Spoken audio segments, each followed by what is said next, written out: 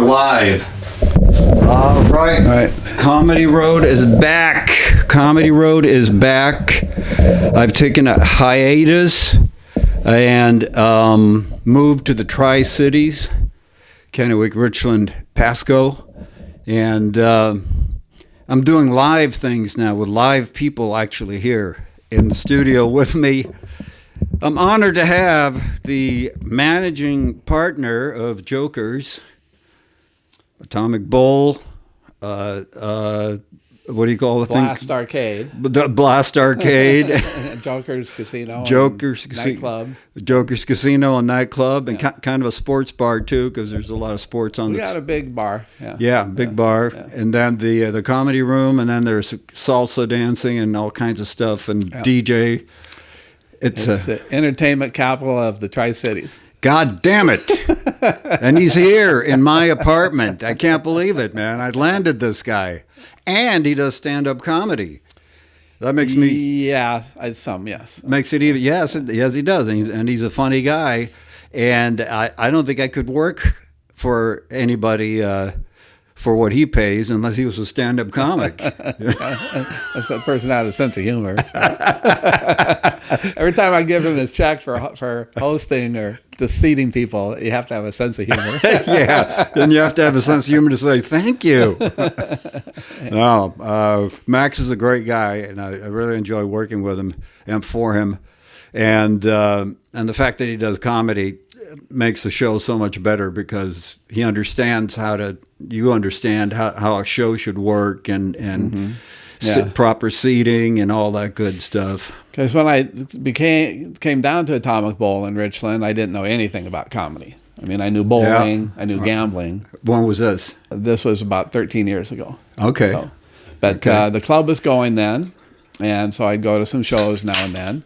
And one thing led to another, and I took over the whole operation. We started having some open mics and stuff like that, and so I got involved in that and got into the culture a little bit. Right. So when you say you took over the whole operation, you took over management of the club, or are you talking about everything? Yeah. So I came and ran the bowling center at first, and then when the casino about went under, I took that over, and then when the other club manager quit, then I took that over too. Right. So. Okay.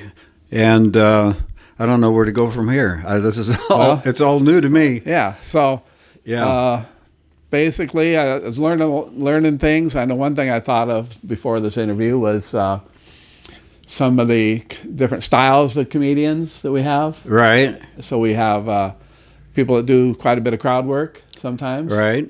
And some people that, we've had a few one-liner comedians, not too many. Some of them will start out, I remember there's a couple will start out with one line for maybe 15, 20 minutes, and then start doing some crowd work or some bits, Right. And and then we have one coming up that plays the guitar. We have Leif plays the harmonica as part of his act. Yeah, it's part of my act. The point being, you just reminded me of why I do this show, which is called Comedy Road. It's basically to expose people to comedians, the funniest people you've never heard of. Because there's thousands of comedians all over the country working every week. And very few get to be very famous. I mean, it's like a basketball player, joining the NBA, and there's a lot of great basketball players that never become NBA All-Stars. Well, yeah. And a lot of these comics come through clubs like Jokers. So every week we have a different headliner, a different feature, and a different host. The hosts are usually local. And the headliners and the features come from L.A., San Francisco, across the country, from back east, Midwest. Yeah, and one thing I never thought of, Leif, is that here you're talking to some of the comedians that come through. When you're a road comic, you don't get to see the other comedians. Right. But if you're a headliner, Right. you see some features. Right. And you never remember them. The feature remembers the headliner, but the headliner doesn't remember the feature. Right. And so now that you're hosting some and running the club, that you get to see all the headliners come through. I get to see. That's the beauty of it. I get to see people that I haven't seen in years. I have people that used to open for me when they were first starting out, and they're now headlining. As soon as they start headlining, I never get to see them because I'm a headliner, and you only have one headliner per bill. Yeah. So there's guys that have come through that I haven't seen in 20 years, and then and some that used to open for me 2 years ago come through, and I get to. It's a great opportunity to see these guys and gals again. There's suddenly you passed them like ships in the night too. I think like Mitt Abel, you'd probably never met him before. Right, no. He was our headliner last week. Right. But they both had a lot of background in California and stuff. Right, like right, that too, so. right. A lot of common denominators in the comedy business, and know a lot of the same people, because it's a comedy community. Even though there's a few thousand comedians out there working, it's still a pretty small community. And what I was going to say about the great thing about seeing people that I haven't seen in years is that we would spend sometimes weeks in the same car, because a lot of times when you're doing one-nighters or you're doing a tour, you get in the same car and you spend, you could be a 8-10 hour drive every day to get to the next gig. Yeah. So you get to know each other, even though you're only together for 2 weeks, working together for 2 weeks, you really bond and get to know each other really well. When you get to the town, they're the only person you know a lot of times too. Right. I mean, everybody else is a stranger. Right. What do you mean when they come? Well, so if you're on the road with another comic, when you get to the next town, right, you got 2 or 3 days. Right. Everybody else is a stranger, and so you guys end up probably going out to eat together, right, and having a drink or whatever, and so that is an experience. Right. Absolutely. So that's part. Yeah. So is that made being in this situation? Is that changing your view on comedy any? Are you getting a broader perspective, or? Yeah, I'm getting to see people. Well, first of all, I'm getting to see people I've never seen before, because every week we have a different headliner. So I'm getting to see some people I've never seen before, and then I get to see people that I haven't seen in 10 years, and I see how their act has changed. And which is always amazing to see. It's like, oh, that guy kind of used to be funny, but now he's hilarious. You know. Yeah. And I feel pride. It's like not that I had anything to do with it, but it's like I knew him when he was, before he was that funny. Yeah, we've had people come through headlining that used to feature for life 5 years, 10 years, 12 years ago, 20 years ago. Yeah. Yeah, Lay's working on I've seen him develop now his boxing routine. When he hosts, he kind of treats it somewhat as an open mic, so he can do some new material and develop it, and how it develops along and stuff like that too. So you don't use much of your main act anymore. You did a little bit when you're getting back into it. Right. But you want to save that and develop, and it's a good chance to develop some more bits and stuff like that too, and flesh things out. So. Right. Yep. I have the freedom to hosting's a great place because you don't have all that pressure on you to the headliner has all the pressure, because if the show isn't going well, when the headliner steps on stage, he or she better deliver, or the show's going to be a flop. You know? Not much pressure on the host, really. No, not much pressure on the host. There's not high expectations. Exactly. That first guy always sucks. So it's like you come up there with no expectations really at all, which is a great opportunity to work on new material or to do crowd work or just go with how you feel that night. Yeah, I know Big J Hollingsworth. He used to be he hosted all the time over in Parlor Live, a big club they had in outside of Seattle for a while. Right. And that's so 2-3 years of that, and he was ready for anything. Right. So right. he developed a lot of material. Yeah. So. And I was just telling you about Paul Rodriguez, who I haven't seen since probably 1980. I did there's a place in L.A. called Osco's on 3rd and La Cienega. There was the Improv, there was a Comedy Store, and there was Osco's in the late 70s. Mm-hmm. That's when I started doing comedy. And Paul Rodriguez was the house. He was the house MC. He was always the host every night. Mm-hmm. And it was a disco upstairs, and it was a comedy club downstairs that held about 250 people. And so the people would dance up in the disco. They want to take a break. They take the elevator down to the club, and so it would always be full, and it was kind of a rotating crowd. Mm-hmm. And it ran after hours, so we ran from 8 o'clock to 4 a.m. Wow. And Paul Rodriguez, I watched him develop his act because of the rotating crowd. After 2 or 3 hours, he could start over on the same material again, mm-hmm. and it would be a brand new crowd. Mm-hmm. So he could try the same bits 3 or 4 times every night, which was, I mean, you know, a great opportunity. I mean, being a host really is a great opportunity to work on material. Yeah, you know, and I was, you know, when I was doing more comedy, I just did bits. I came up with routines and bits and stuff like that. And I always kind of wasn't interested in doing crowd work. But as I go along, I start seeing that crowd work is one of the main differences between live comedy and watching it on Netflix or something like that. Right. And the paradox is that some people, that's the main reason. It's one of the big reasons to go out to live comedy, but yet some people don't want to get involved in that. They don't want to sit up front and stuff like that. So it's kind of a paradox. And the comedian is doing crowd work. He's got to engage them, but yet he's got to be able to move on. You know, it's not to bore the other 140 people in the audience at the same time, and have that person like step back. You know? So that's very tricky. It's a very tricky part of comedy is doing that. It is tricky, and you can actually, like they say in poker, you can overvalue your hand because you can get on a real roll doing crowd work, and then when you go back to your material, suddenly it's just flat. Mm-hmm. Because the crowd has gotten so used to being involved in the comedy. Yeah, they don't want to be passive. Anymore. Yeah, they don't want to be passive anymore. Yeah. So you got to really know how to transition from one to the other. Yeah, you know. So I thought if I do some more hosting going on, actually, if I do some more open mic comedy, I was thinking maybe trying to work on a little crowd work then too. But there'd probably be a better place for it than hosting. Well, I kind of go with it spontaneously, you know. Yeah. If I feel like it, and if it gets a laugh, then maybe keep going.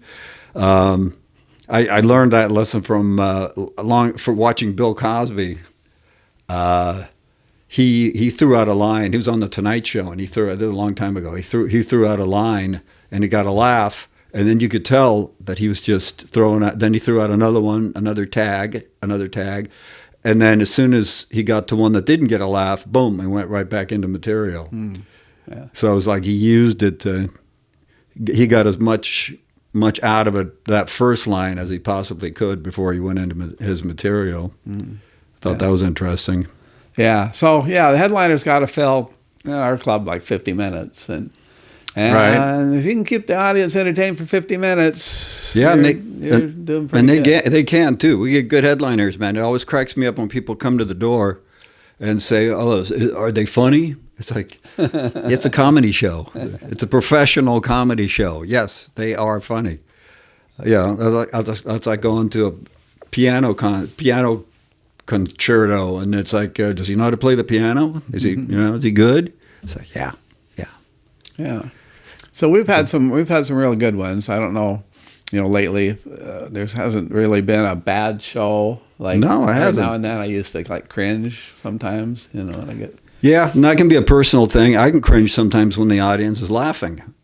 I mean, it's just a personal choice, personal taste. We've had bad audiences. We haven't had that many bad shows. They say you should never blame the audience, Right. but after 30 years of comedy, I say sometimes it's the audience. Yeah. Well, and there's a thing too that they don't really know.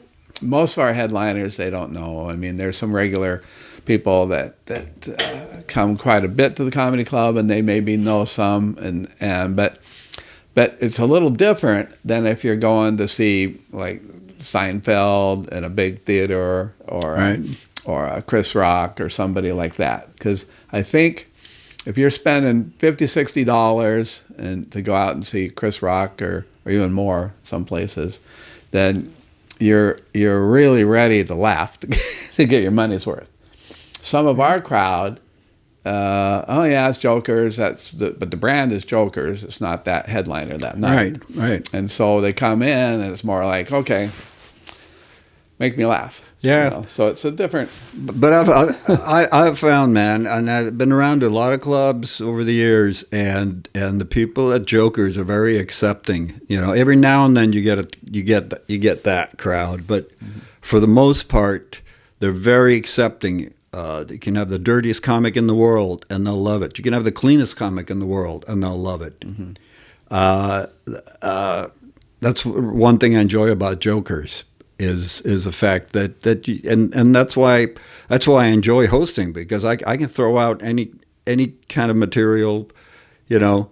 I don't. Well, I'm not even going to get into the political stuff. So I've seen some people pull it off, but that's tough these days to pull off a strictly political thing. Yeah, and most comics they say don't. You gotta go against both sides. You gotta make fun of both sides. Right. Do it. Right. And then everybody's okay with that. Yep. Yeah. We're all idiots. That's kind of what we're all assholes. That's the expression I like to throw in there. If I'm doing anything political, we're all assholes. Yeah, the morons. Yeah.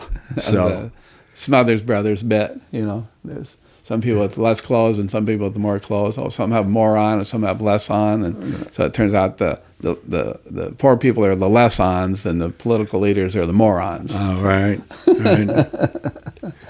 So. That's a 50-year-old reference. That's for all you octogenarians out there. Yeah, they were a comedy duo, very popular in the late 60s. Exactly. We bring it all in here. We haven't had any super young headliners, I don't think, have we? I mean, Roger Liziola's coming, and he's probably in his mid-30s now. Yeah. So yeah, he's a funny guy. Yeah.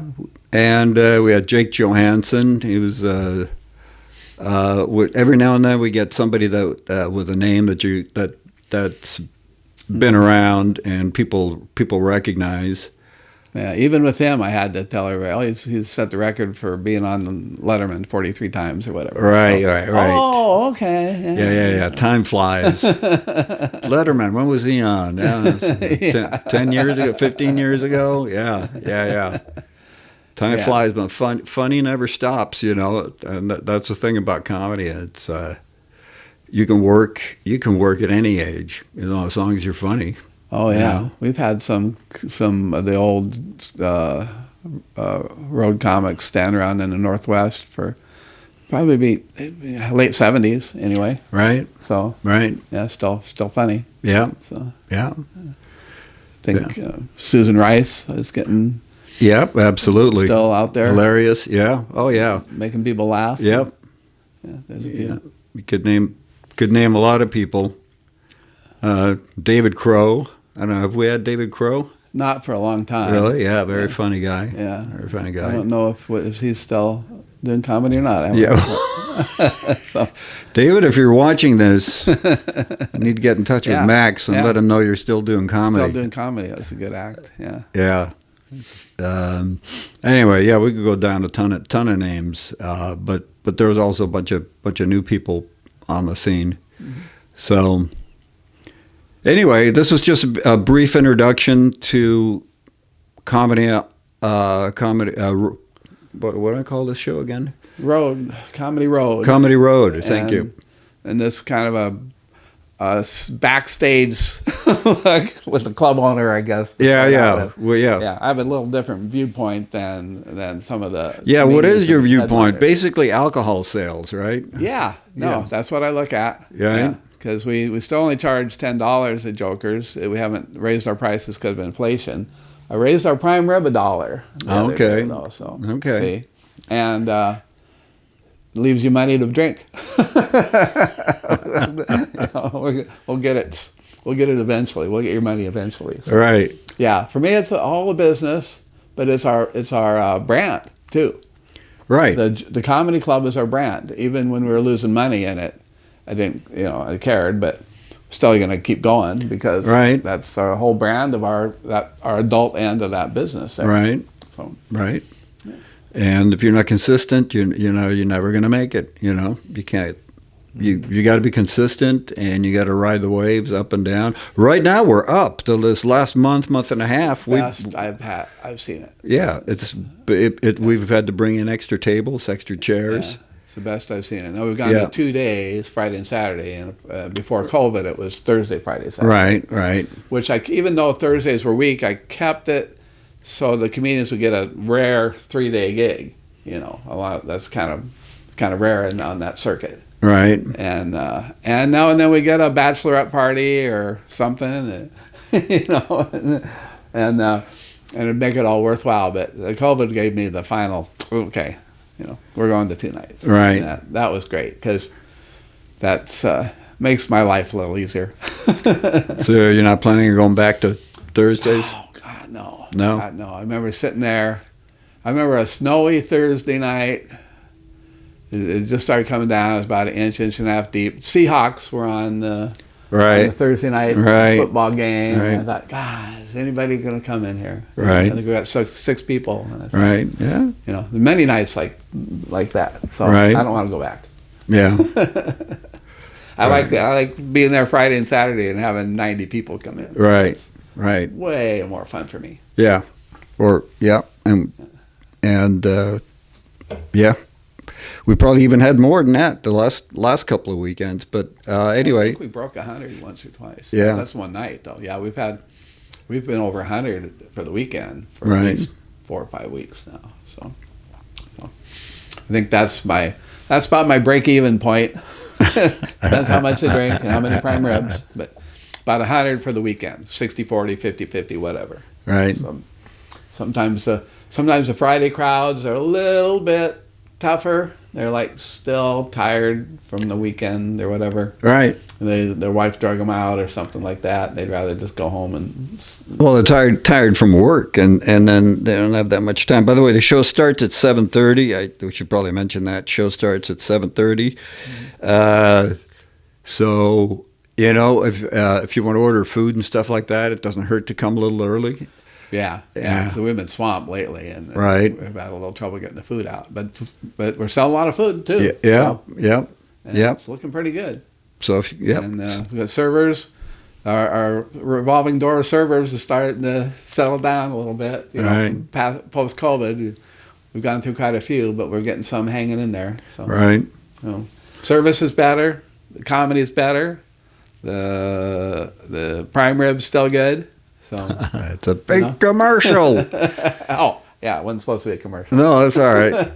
That's all right. Because what I'm going to be doing is I'm going to be bringing in the headliners. Right now, obviously, this is a stationary one camera shoot. If I ever progress with this YouTube channel, hopefully I can get an assistant. We can get 2 or 3 cameras. Maybe we'll have more than one comic at a time come in. But I plan on having the headliners come in and on Saturday, and then upload it right away so that you can actually watch the interview before you come to the show and get to know the headliner. And the headliners are all very strong. So I'm really looking forward to doing this show and doing this interview show. I know it's pretty boring having a business guy here. Yeah, I should have worn my suit and tie. Yeah. I'm funny as a bowling alley operator. But Yeah. I'm not as funny as No. You should do more. You should do more stand up. You should. You got timing. You got timing. Yeah. No, it takes a while. It takes a while. It takes about 3 years, and I don't get and it's not a lot of hours. Right. I mean, when I was trying to learn, I do open mic for 5 to 10 minute set once a week. Right. And that was my all the time I got to spend on it. Right. But if you're trying to do it, I recommend videotaping yourself too, and then watching it. Yeah. There's no good to videotape. It's hard to watch when you're starting out. Oh, it's hard for me to watch by myself. But you gotta do it. Yeah. You'll cut down your learning curve by multiples. I should do that. I should do that. I could be so much better if I would only watch my own videos. I probably won't even watch this one. I'll just upload it. Upload it and let it go. Let it run, yeah. All right, well, maybe we should wrap it up. I debated whether we should be doing a half hour or an hour show, and I think this is closer to a half hour. We'll stick with that for now, but we'll see if we can't get a regular scheduled time every Saturday, and we'll let you know. So thanks for tuning in. We appreciate it. If you liked it, give us that thumbs up, give us that like. And if you have a comment, please leave a comment. And if you want to see more of this, but with the headliners that are coming through, you've already seen this one, subscribe. Because if you subscribe and hit that bell and all that good stuff, and you'll know what's going on in Tri-Cities Comedy. This is like a pilot. This is a pilot. Yeah. Now we got to sell it. All right. Thanks, everybody. All right. Okay. Yeah, the headliners probably. I mean, what else is there to do?